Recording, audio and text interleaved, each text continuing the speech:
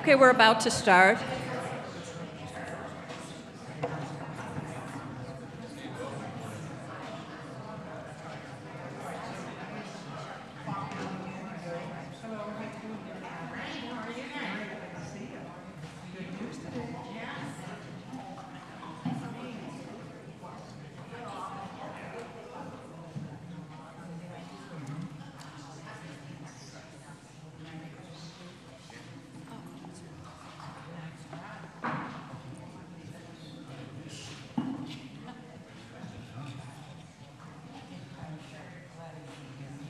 Hello, St. David's. What a year it has been. We were staggered by the symmetry of these dates.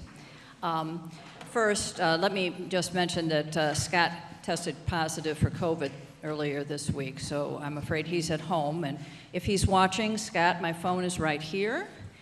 And, text me any messages that, will help me do this the right way.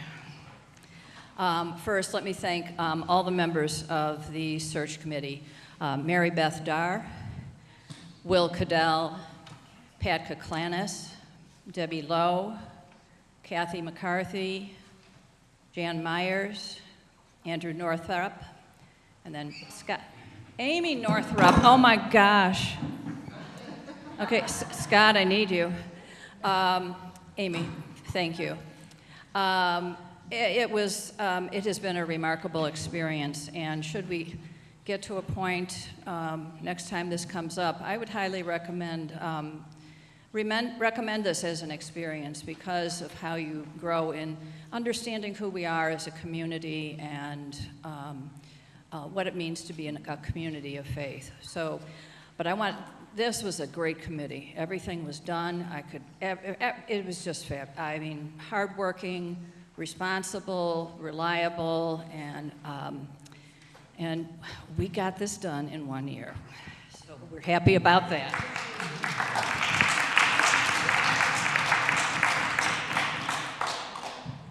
So first, let me tell you about Father Adler, who is a graduate of St. Olaf College. Oh, here, wait a minute. I have visual aids.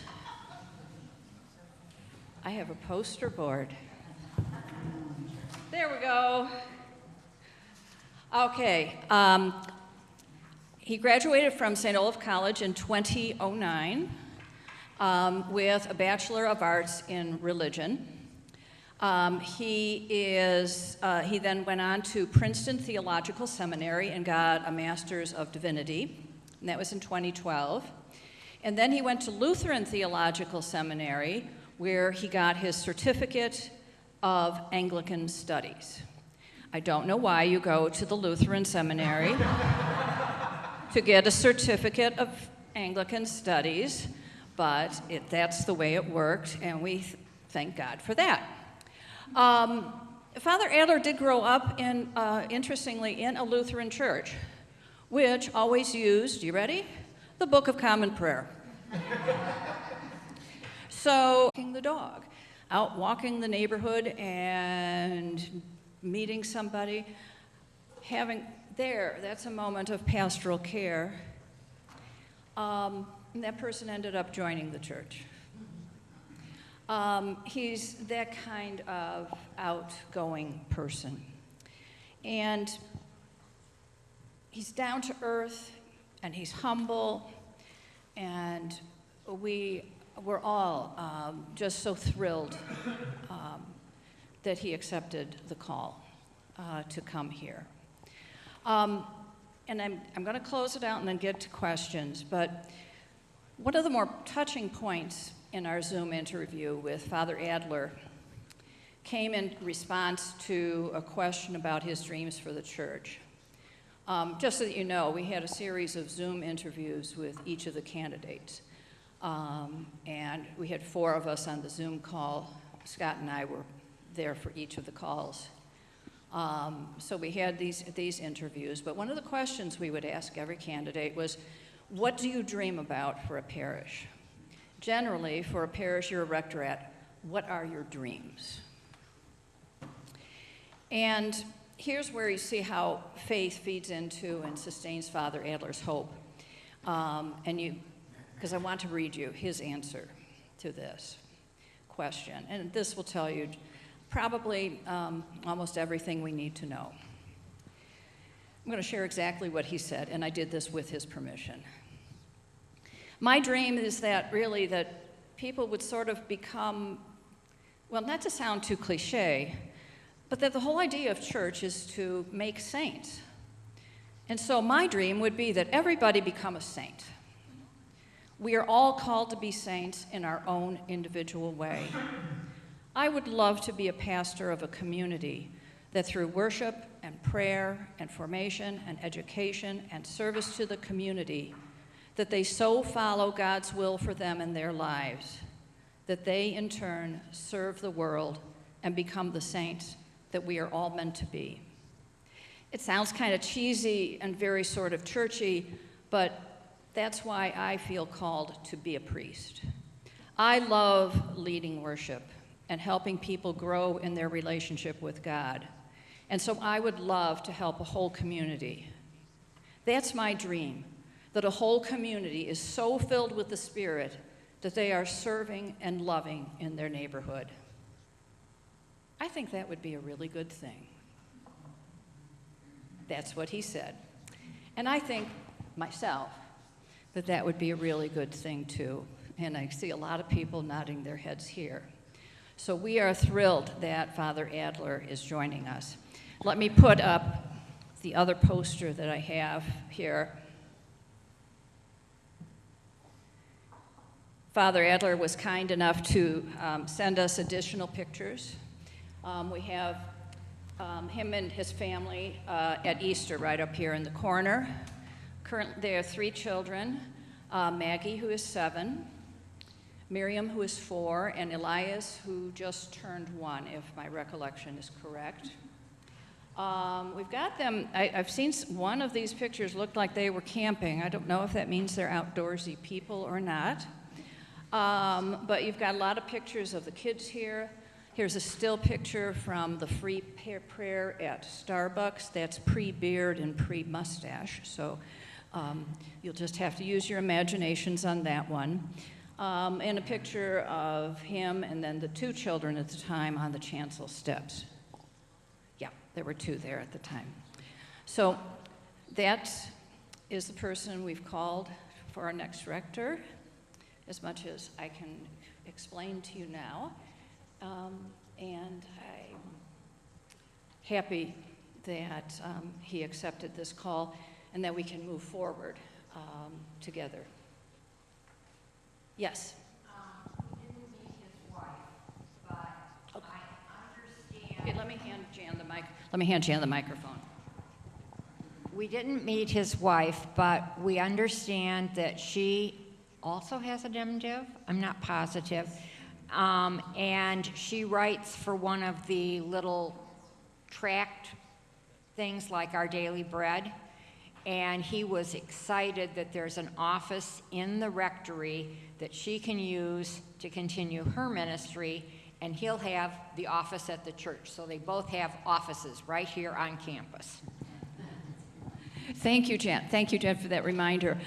Yes, I believe that's right, that Lindsay has an MDiv. And because there's a 1-year-old and a 4-year-old and a 7-year-old, they could not work it out to for her to, and for Paul to both come for the in-person visit.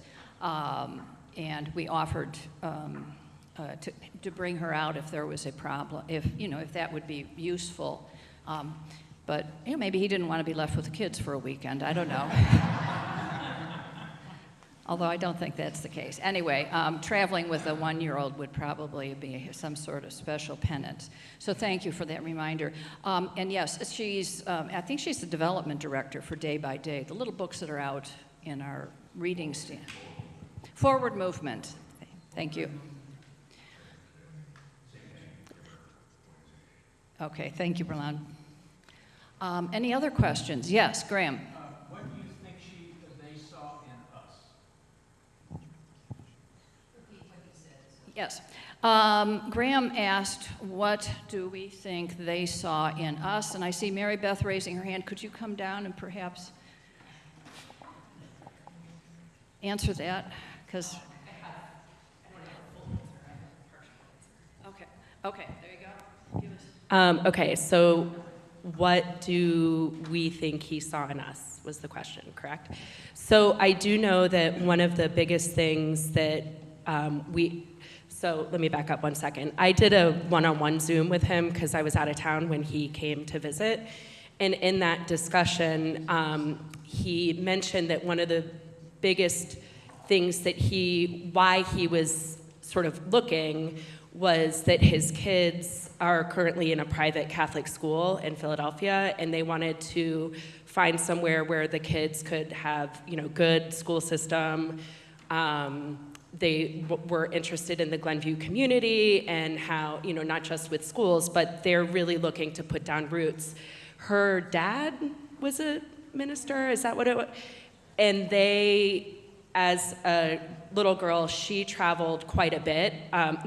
They moved quite a bit. And so they were very much looking for somewhere that they could put down roots, have their kids go through school, which, as an aside, that's something great that St. David's wants as well, to bring in younger kids and all of that. But I think that they saw this community, and that was one thing that he was really attracted to. Do you want to add to that? Yes, one thing, we had kind of asked him that when he was here for his in-person, and one thing that many of our candidates said, but he also emphasized to a great deal, he loved what he saw in our parish profile as an openness to try things, and an energy behind how we were presenting ourselves, and that we want to get out into the community, and the fact that he was seeing that desire for the same kinds of things that he loved, he felt like that was a real connection. Any search committee, does that resonate with what you recall? Thank you. Yes, Kay. Does he have any other connections in the Chicagoland area, friends or family, or is he coming in brand new in this place? All right, the question is whether Father Adler has any other connections or family in the Chicago area. I don't know, but I don't think so. Anyone else? Yeah, no. So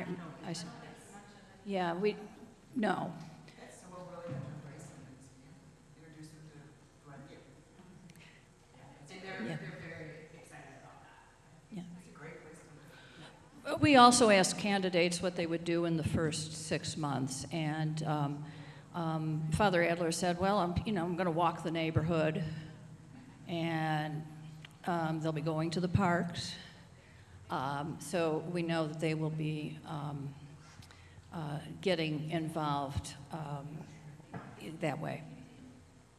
Other questions? Yes.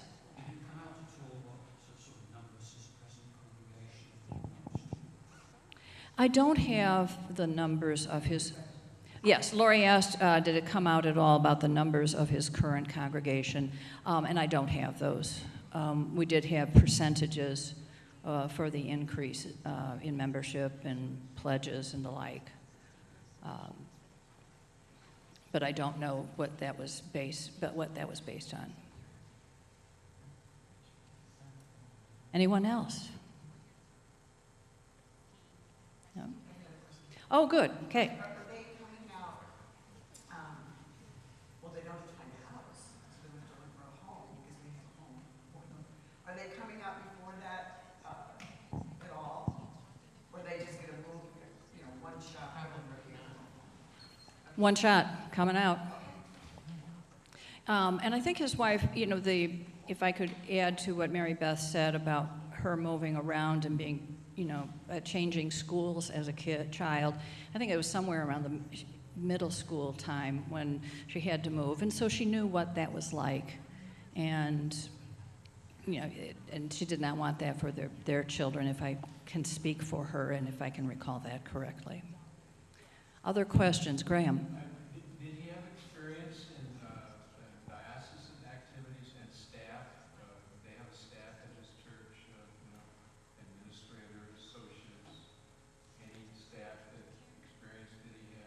I don't know the answers to those. I don't, I know he was involved with helping to establish a school with $30,000, and then 13 years later, it had a budget of $5 million and a staff of a greater number. But no, I don't know the answer to that. Sorry. Anything else? Okay. I just want to say, I can't write to every member of the search committee. You're gonna have to come to the microphone for this one. I'm gonna keep tugging on the cord. I'm gonna make Marilyn nervous. I don't have the ability anymore to write letters. I have a real tremor that I've achieved. But I do want to say, sincerely from the bottom of my heart, I know this was work, I know it was a commitment, and so members of the search committee and vestry, thank you, thank you, thank you. I'm very pleased.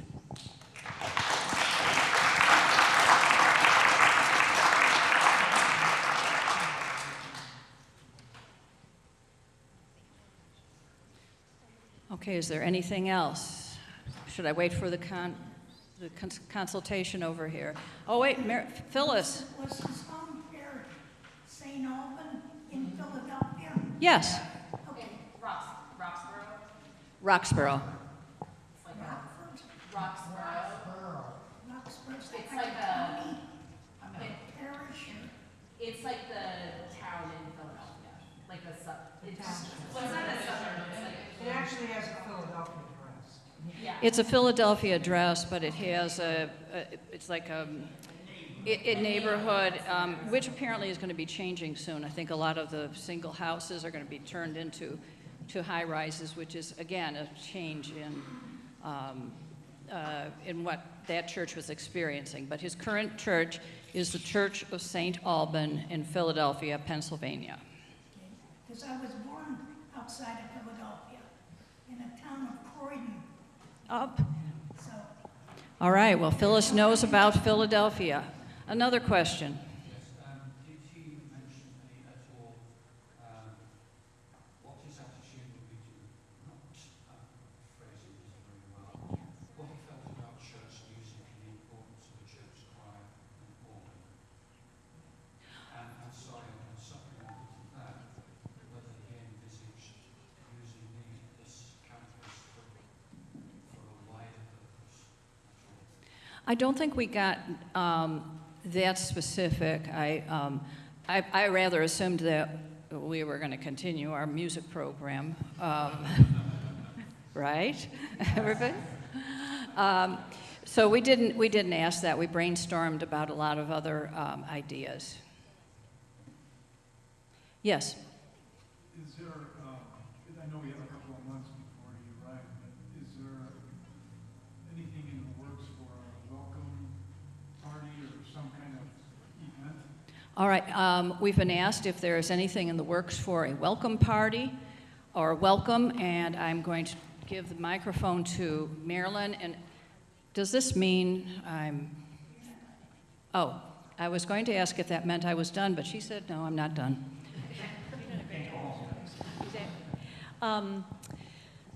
Yes, and actually, and now that we have made the official announcement, there actually is, like I said, his first Sunday service here will be July 9th, but there's a whole official first service where the diocese welcomes him.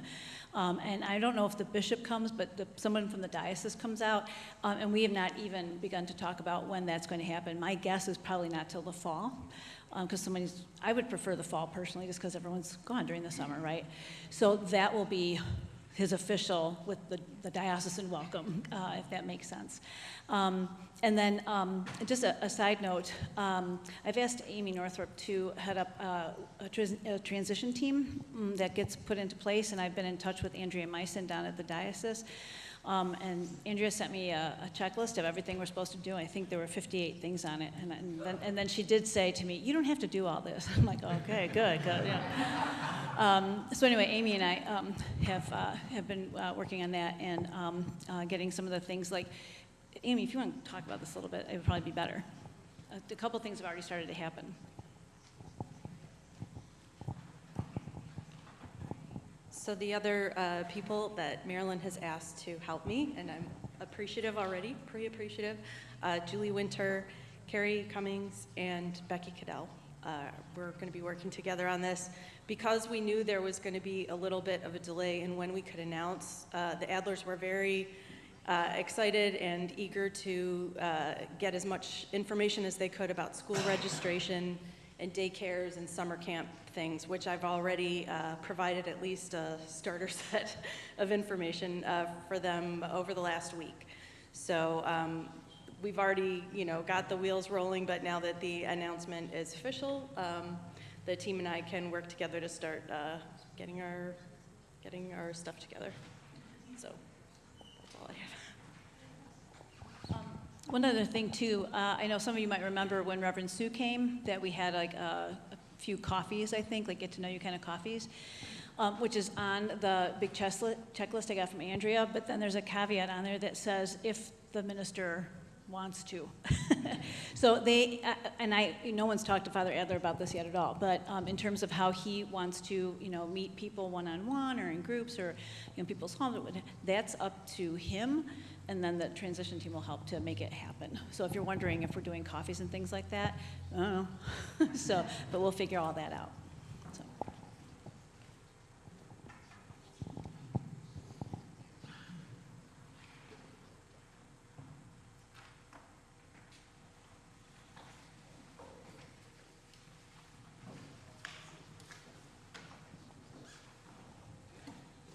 Oh, Scott tells me the streaming just went out but came back on, so.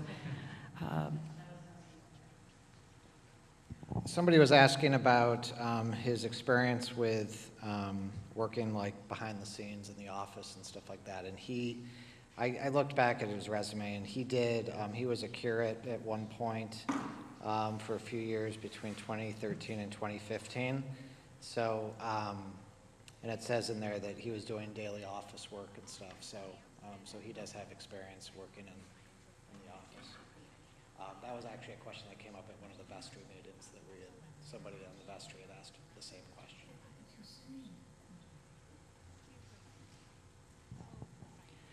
We also know that during COVID, he was instrumental in getting the worship services at his church broadcast for his congregation. I don't think they have a streaming system like we have now, but they were able to set up an immediate kind of Zoom, and I know from that he developed, I think, a daily recording of morning prayer on the website. Anything else? One more. Kay has asked how old he is, and I don't know. But if he graduated in 2009 from college, math says...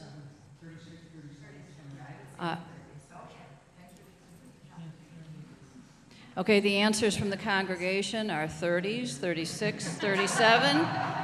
Do I hear a 38? Mid-30s. How about mid-30s? How's that? Anything else? Okay. I also want, besides thanking our wonderful committee, I also want to thank the vestry for their support through this process, and for and to all of you for your patience and for your prayers. Those really did sustain us. And we're very, very happy. I think this is just going to be absolutely terrific. Now, don't you all get worried, but I guess we're all going to have to become saints. And with that, we'll carry on. Bye-bye. You can come down and take a look at the pictures.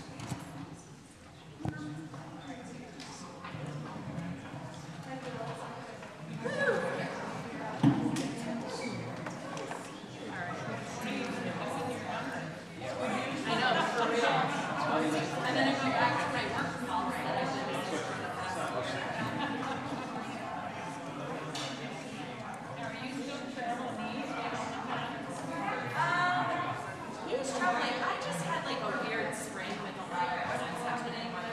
you so much, but he's the one coming,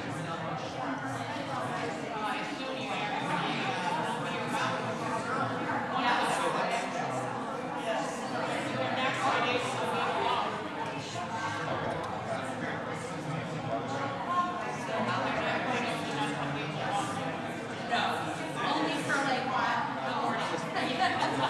And I gotta make sure you're still alive.